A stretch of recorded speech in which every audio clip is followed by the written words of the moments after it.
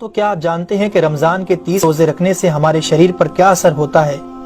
اس پر جاپانی سائنسدان نے ایک بڑی کھوج کی ہے جس کا جاننا ہر مسلمان کے لیے بے حد ضروری ہے۔ جاپانی بایولوجسٹ یوشونوری اشومی ایک سائنسدان ہے جن کو 2016 میں میڈیسن پر نوبل پرائز دیا گیا۔ ان سے جب پوچھا گیا کہ آپ نے کون سی ایسی چیز بنائی ہے جس کی بنا پر آپ کو دنیا کا سب سے بڑا انعام نوبل پرائز دیا جا رہا ہے، تو انہوں نے کہا تھا کہ میں نے کینسر کی ممکنہ دوا کھوج لی ہے، اور اس بات پر دنیا نے بڑے پر انداز میں ان کی کاوش کو سراہا اور مبارکباد دی گئی۔ اس کے بعد ڈاکٹر یوشینوری اشومی نے کہا کہ میں نے کینسر کی دوا نہیں بلکہ کینسر سے بچاؤ کا حل تلاش کر لیا ہے۔ تو لوگوں نے ان سے پوچھا کہ بتائیے ایسا کیا کیا جائے کہ کینسر جیسے خطرناک مرض سے بچا جا سکے؟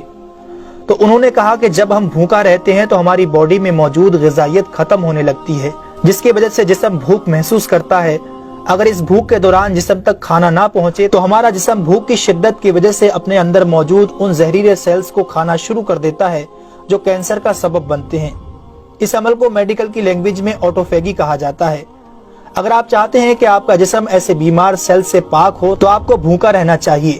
جب ایسے سیلز مرنا شروع کر دیتے ہیں تو کینسر کا پرسنٹیج کم ہو جاتا ہے۔ اس کے بعد جاپانی سائنسدان سے پوچھا گیا کہ انسان کو سال بھر میں کتنے دن بھوکا رہنا چاہیے کہ اس میں کینسر نہ پایا جائے؟ تو انہوں نے کہا کہ اگر 20 سے 25 دن کم سے کم اور 9 سے 10 گھنٹے بھوکا رہا جائے تو اس کی باڈی ایسے تمام زہریلے سیلز کو کھا جائے گی اور اس میں کینسر نہیں ہوگا۔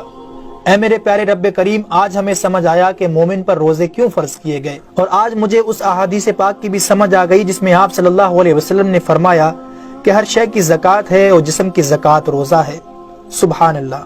میں قربان جاؤں ایسے سچے دین پر جس نے عبادت کے اندر بھی بیماریوں کا علاج رکھا ہے۔ دوستو، اسلام وہ دین فطرت ہے جو زندگی کے ہر شعبے میں راہ اعتدال کی تعلیم دیتا ہے۔ اس لیے آج نہ صرف مغرب میں زیادہ کھانے کو ناپسند کیا جاتا ہے بلکہ اسے انسانی صحت کے لیے بھی نقصان دہ سمجھا جاتا ہے۔ اللہ تعالیٰ نے اپنے پیارے محبوب حضرت محمد صلی اللہ علیہ وسلم پر وحی نازل فرمائی، کھاؤ پیو اور حد سے نہ بڑھو، بے شک وہ حد سے بڑھنے والوں کو پسند نہیں فرماتا۔ اس کے علاوہ حضرت ابو ہریرہ رضی اللہ تعالیٰ عنہ سے روایت ہے کہ رسول اکرم صلی اللہ علیہ وسلم نے ارشاد فرمایا، کھاؤ پیو اور پہنو اور خیرات کرو بغیر فضول خرچی اور تکبر کیے۔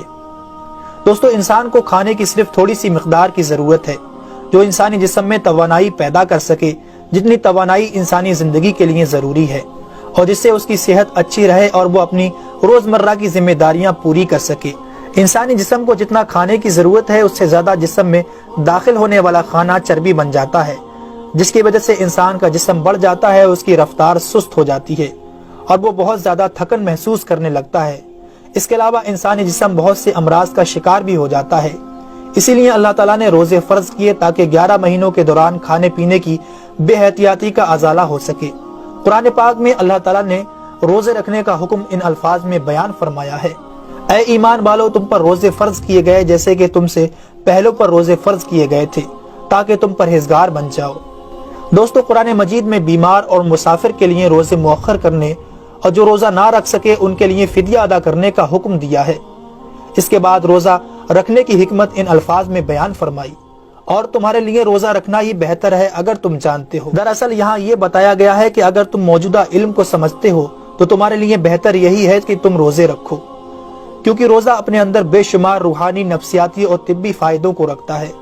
روزے کی طبی افادیت کی طرف نہایت مختصر مگر جامع اشارہ نبی اکرم صلی اللہ علیہ وسلم نے ان الفاظوں میں بیان فرمایا، روزے رکھو اور تندرست ہو جاؤ۔